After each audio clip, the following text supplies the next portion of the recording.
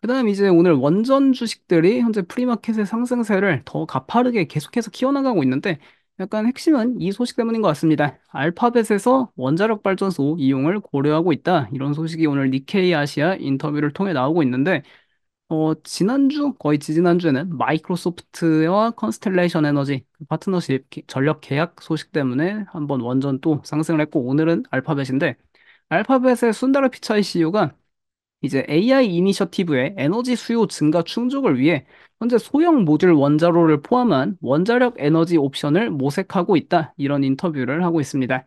그래서 뭐 태양광, 소형 모듈 원자로 같은 기술을 평가하고 있고 추가 투자를 검토하고 있다.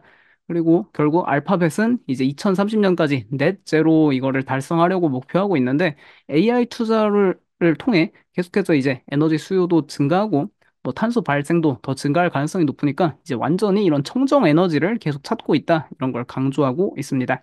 어쨌든 그 청정 에너지의 핵심 에너지원으로 이 원전을 꼽고 있는 상황이고요.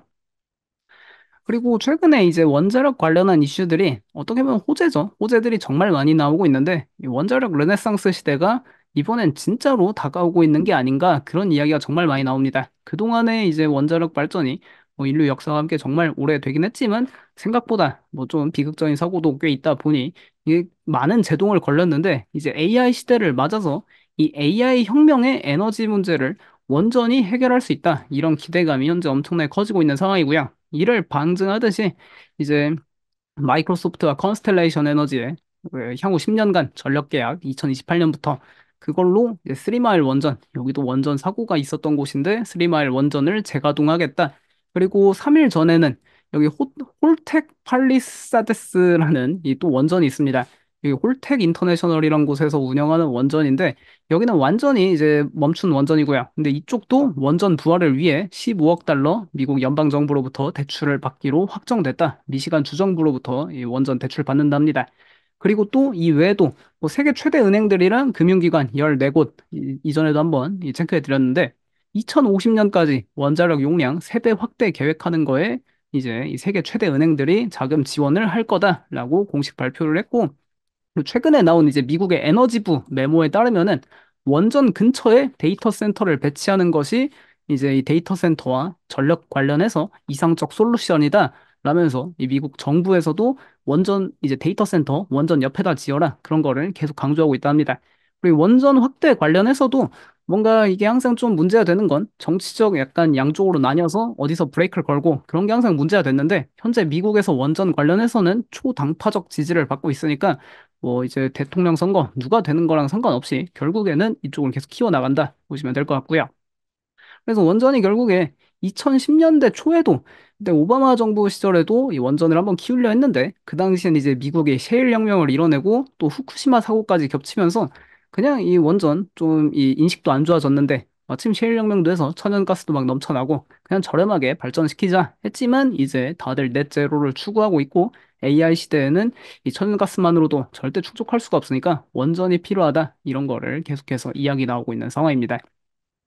그리고 아무래도 이제 원전 결국에는 뭐 이게 정답인데 사실 원자력 발전소 건설하는데 생각보다 시간이 너무 오래 걸려서 그냥 기존에 있는 원전 다 사용해야 됩니다.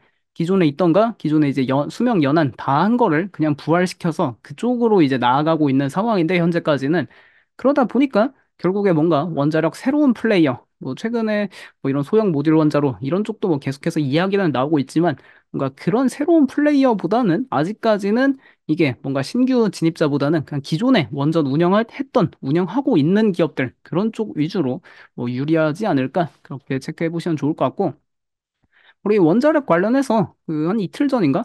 그 모닝스타 자료를 한번 본 게 있는데, 상당히 이것도 흥미롭더라고요. 대중들의 인식과 달리 가장 안전한 에너지 원 중 하나가 원자력이다. 이런 데이터가 있었는데, 이게 전기 생산 단위당 사망률이라고 합니다. 이 1테라와트 시당 사람이 몇 명 사망했냐 이 데이터인데 일단 가장 사망률이 낮은 이 에너지원은 태양광이고 그 다음이 이 원자력이더라고요. 그러니까 원전 사고 이게 뭔가 체르노빌 그런 뭐 드라마 영화도 있고 과거 역사적 사례도 있고 그리고 후쿠시마 사건도 실제 있었으니까 생각보다 이 원전 사고는 정말 위험하고 사람이 많이 죽는다 그렇게 널리 알려져 있지만 생각보다 사망률이 가장 낮았습니다. 오히려 이제 그 1테라와트 시당, 전력 생산 1테라와트 시당 사망을 어디가 그렇게 많이 했냐 보니까 이 석탄이랑 갈탄, 결국 이 석탄 채굴을 한 과정에서 뭔가 광산 사고나 아니면 그 석탄, 워낙 그 광부들 약간 조금 힘들죠. 그 이제 폐 관련한 질환도 많이 생기고.